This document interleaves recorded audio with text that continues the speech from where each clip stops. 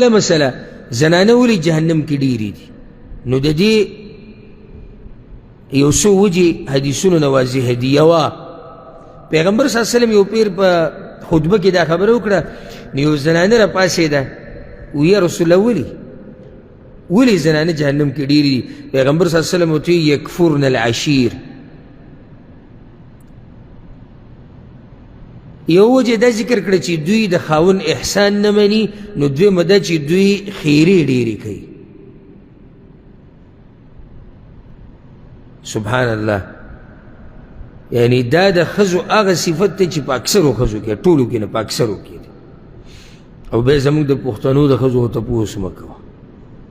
دا خیره د هغې په دې ځي پرته. او ځکه بلوز مې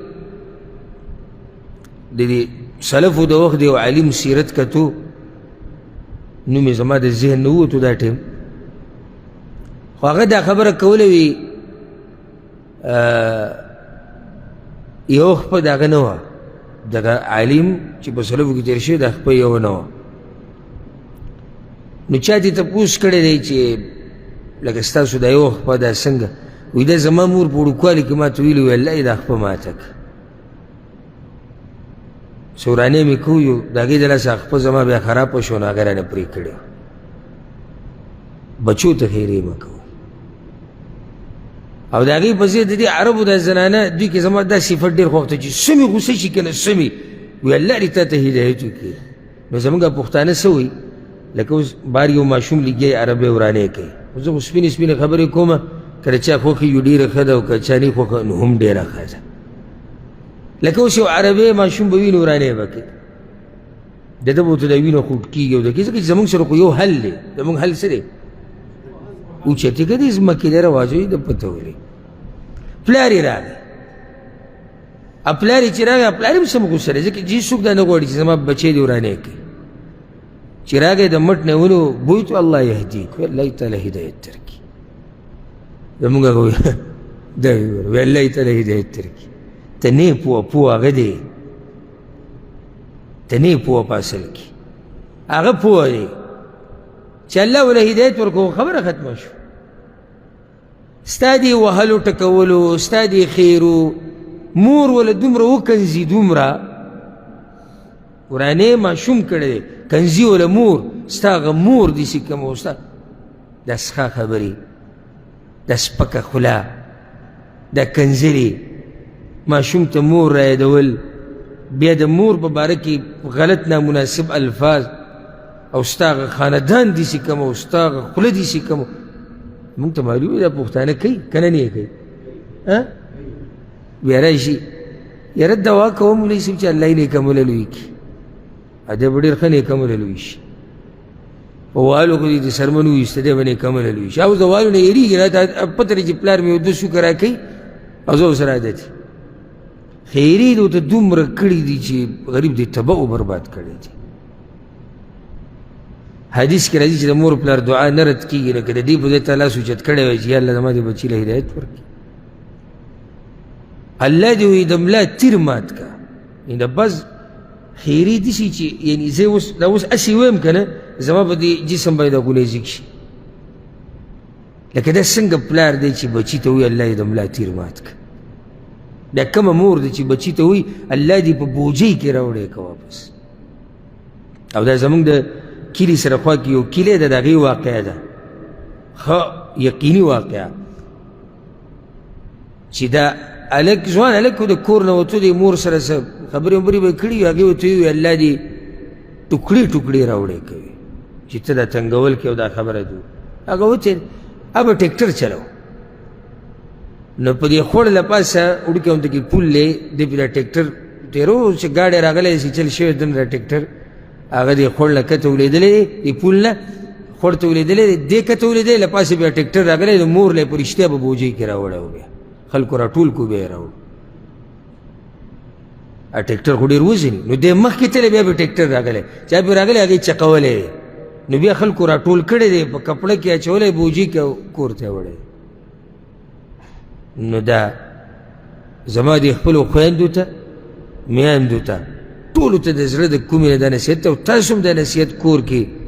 او زنانو ته ټولو ته بیان کوي چې د خیرو نه ځان لرې ساتي او دا مسله صرف د زنانو نه ده خو زنانې ډېرې کوي نو نارینه دپاره هم ولې جایز دي نه او الله قرآن کې هم دې نه منع کړی چې خیرې مه کوئ داسې وخت به چې الله به یې قبوله کړي او حدیث کې راځي پیغمبر صلی الله علیه وسلم وایي مه خپل بچي ته خیرې کوه مه خپل مال ته خیرې کوه مه خپل بچي ته خیرې مه کوه خپل مال ته خیرې مه کوه خپل خادم ته او نوکر ته خیرې مه کوه داسې نه چې ته داسې وخت کې ته خیرې وکړي چې الله یې قبول کړي نو بیا به پښیمانه وي پیغمبر صلی الله علیه وسلم وایي نو زنانو کې یو دا بیماري ده دویمه بیماري زنانو کې پیغمبر صلی الله علیه وسلم وایي لو احسنت الى احداهن الدهر که پوره زمانه دې ورسره ښه وکړو که نه ثم رأت منک شیئا بیا معمولي څه ولیدو معمولي څه نو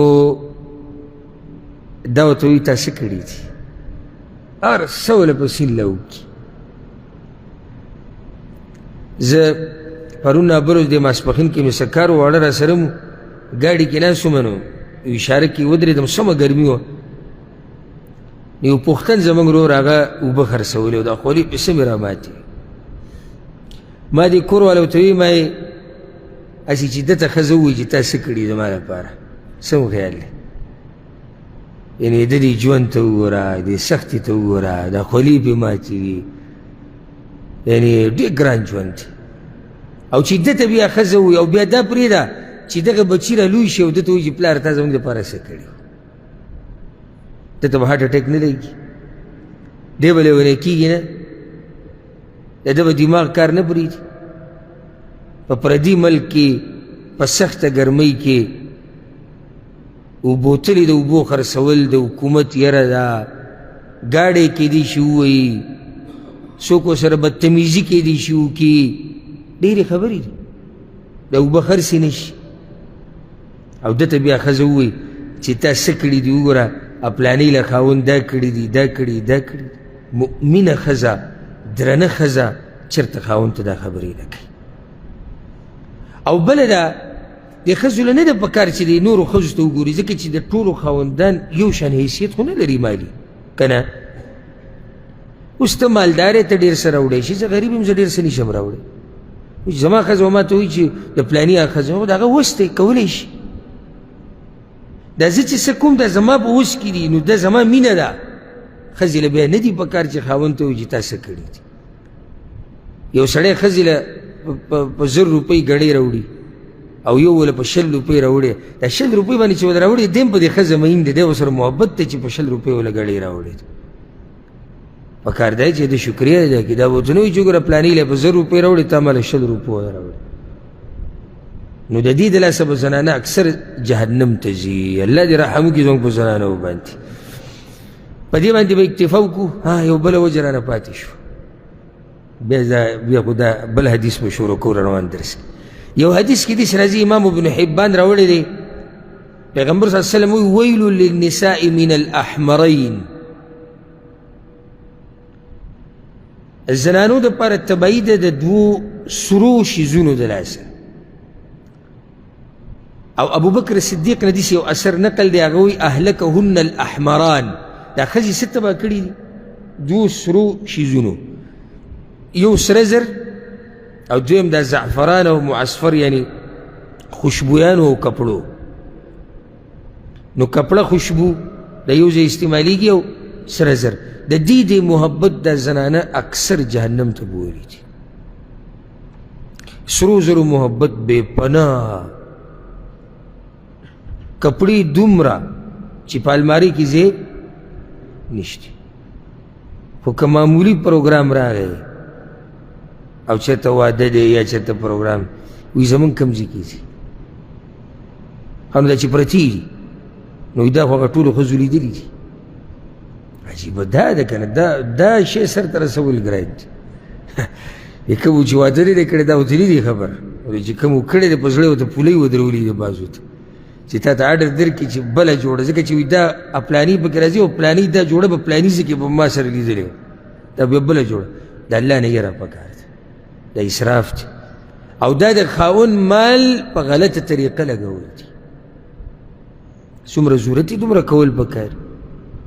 او بیا عجیبه خبره زموږ د زنانو کې دا د پښتنو زنانو کې دا ښایسته ښایسته کپړې او قیمتي به الې سله بهر وتول، حالانکې شریعت دې ښایسته دا وایي ته ځان سنبال که چا ته؟ خاوند. د خاوند دپاره کور کې بس یو دوه درې جوړي او مرګه پورې حقه جوړي او خاوند چېرته ونه لیدي چې هغې ورته ښایسته لباس اچولی، بیا وایي د خاوند زما سره نه لګي. دا به څه ولیکي؟ شریعت دا وایي چې ښځې له پکار دی چې خاوند ته ځان ښایسته کړي. هغه ځان سله ښایسته کوي چې کله بهر پروګرامونه. نو د خویندو میندو ټولو ته دا نصیحت دی چې د خاوند مال مه ضایع کوئ. سرو سره محبت، کپړو سره محبت دا طبیعي محبت دی د زنانو، خو د شریعت په حدودو کې دننه چې زیاتی او اسراف پکې ونه شي. الله دې په موږ باندې رحم وکړي، الله دې زموږ د زنانو حفاظت وکړي، الله دې هغوی د فحاشۍ او د بې پردګۍ نه وساتي. رب العالمین دې زموږ زنانو له، زموږ میندو خویندو زموږ لوڼو له توفیق ورکړي چې د پیغمبر صلی الله علیه وسلم د بیبیانو په نقش قدم روانې شي